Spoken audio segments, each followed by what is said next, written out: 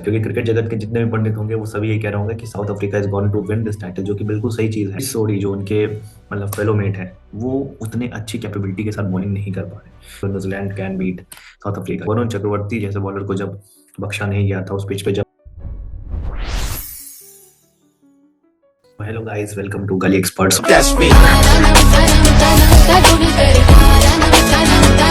और आज हम लेके आए हैं आज के मैच का एनालिसिस, जो कि है न्यूजीलैंड वर्सेस साउथ अफ्रीका का, जो कि पहला सेमीफाइनल है इस T20 वर्ल्ड कप 2026 का।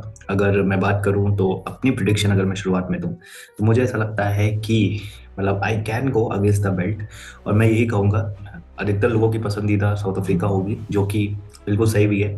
But I am going against the that particular river, और मैं चाहता हूँ कि न्यूजीलैंड फाइनल में पहुंचे। So I will go with New Zealand, क्योंकि मुझे ऐसा लगता है, पता नहीं मेरी ऐसी गट फीलिंग है कि कल न्यूजीलैंड साउथ अफ्रीका को बाहर कर सकती है विश्व कप के फाइनल से। ठीक है, तो सबसे पहले हम बात करते हैं दोनों टीम्स के एनालिसिस की कि कैसा क्रिकेट इन्होंने खेला है।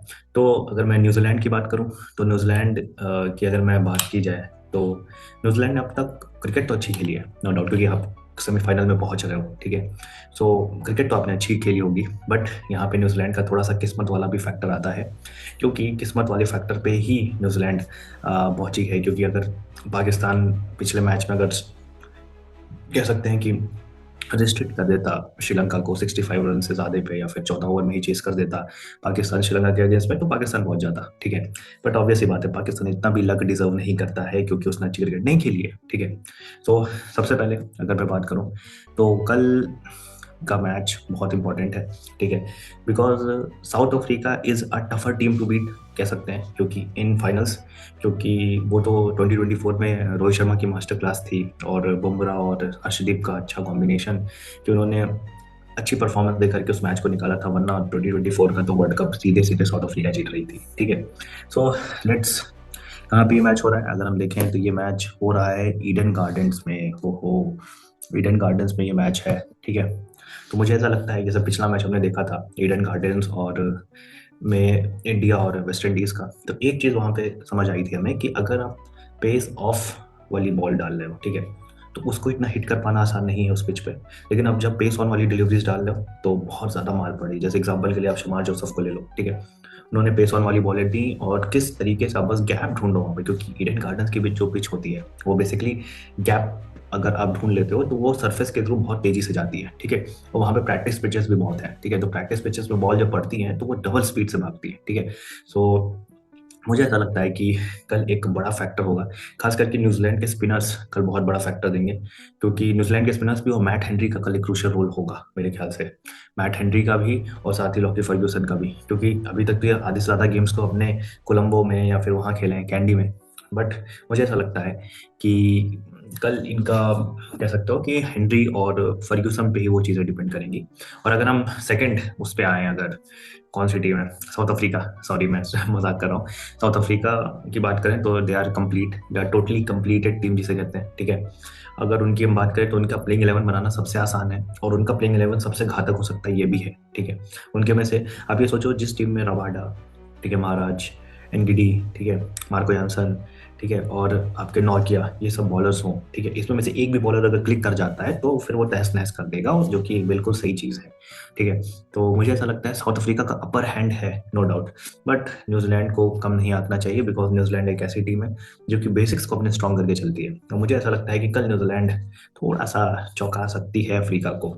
ठीक है, तो बैटिंग की अगर बात करें साउथ अफ्रीका की, तो साउथ अफ्रीका की बैटिंग को आप ऐसे कैटेगराइज कर सकते हो कि क्विंटन डी कॉक फॉर्म में आ चुके हैं। ठीक है, मार्करम फॉर्म में पहले से ही थे, स्टब्स और ब्रेविस नीचे बहुत अच्छा काम कर रहे हैं, मिलर भी बहुत अच्छा काम कर रहे हैं।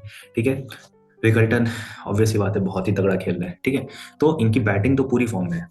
ठीक है, उसमें कोई संदेह ही नहीं है, क्योंकि स्टब्स ने भी बहुत ज़बरदस्त इनिंग खेल के कह सकते हैं कि अफगानिस्तान के खिलाफ जिताया। ठीक है, और मिलर और डेविस का तो आपने जाना ही था कि जो इंडिया को बाहर करने का हिसाब किताब इन्होंने बना लिया था कि ये जस्ट इंडिया को बाहर कर देते। ठीक है, लेकिन वो तो इंडिया बच गई। ठीक है, सो मुझे लगता है कि उनके सारे प्लेयर्स अभी फॉर्म में है। ठीक है, तो देखो, अगर आप फिर आगे भी जाओगे तो 7वें 8वें पे तो आपको मार्को यानसन और कार्विन बॉश मिलेंगे।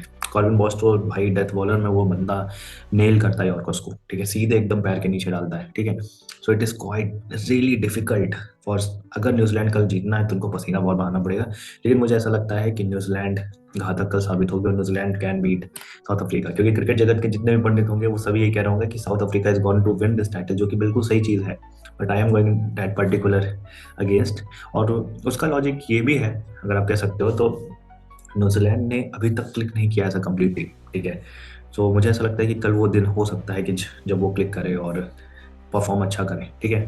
तो अगर आप वीकनेस की बात करोगे दोनों टीमों की, तो एक जो वीकनेस मुझे न्यूजीलैंड में मिली है वो ये है कि न्यूजीलैंड की टीम में सैंटनर तो बहुत अच्छी बॉलिंग कर रहा है, बट इस सोडी जो उनके मतलब फेलो मेट है वो उतने अच्छी कैपेबिलिटी के साथ बॉलिंग नहीं कर पा रहे।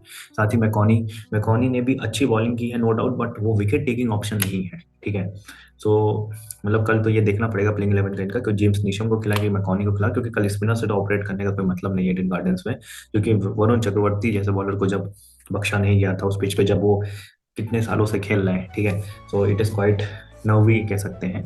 और जेम्स नीशम को कल खिलाया जा सकता है, उसमें कोई हरगिज नहीं है, ठीक है, क्योंकि कोलकाता की पिच है, स्विंग सीम अच्छी होगी शुरुआत में, तो मैट हेनरी और फर्ग्यूसन या जेकब डेफी को भी ला सकते हैं फर्ग्यूसन की जगह पे, ठीक है। तो देखते हैं कल क्या कॉम्बिनेशन होगा।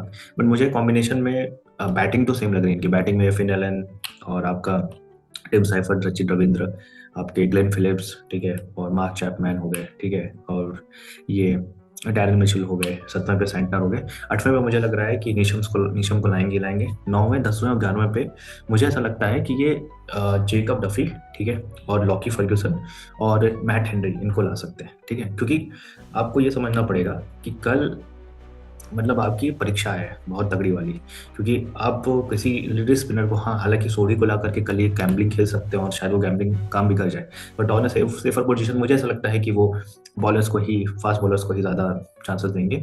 And same it is for south Africa also, ठीक है। सो मुझे ऐसा लगता है कि कांटे की टक्कर देखने को मिलेगी, but New Zealand is my final prediction for that particular match. तो इसी के साथ आप लोगों को सबसे पहले हैप्पी होली, ठीक है। अब ये बोलोगे कि इतने बाद में क्यों कह रहा हूँ, बट फिर भी हैप्पी होली आप सभी को। आई होप कि आप सब अपने लाइफ में मचा रहे होंगे, खूब मस्ती कर रहे होंगे। और प्लीज़ अगर आप इस एपिसोड को देख रहे हैं तो प्लीज़ सब्सक्राइब कर दो यार, ठीक है, आप ही के लिए लाते हैं, ठीक है, ये सारे एपिसोड्स। तो अगर आप इस चैनल को बहुत पहले से देखते आए हो तो वेल एंड गुड, अगर देख रहे हो सब्सक्राइब नहीं किया तो प्लीज़ सब्सक्राइब कर दो जा करके, और हमारे साथ जुड़े रहो, हमारी कम्युनिटी के साथ रहो और अपनी एनालिसिस भी देते रहो, बिकॉज हम आपको भी वेलकम करेंगे अपने पर्टिकुलर एपिसोड में खुद के एनालिसिस देने के लिए। तब तक के लिए ऐसे ही बने रहिए साथ में। Like share and subscribe and thank you so much.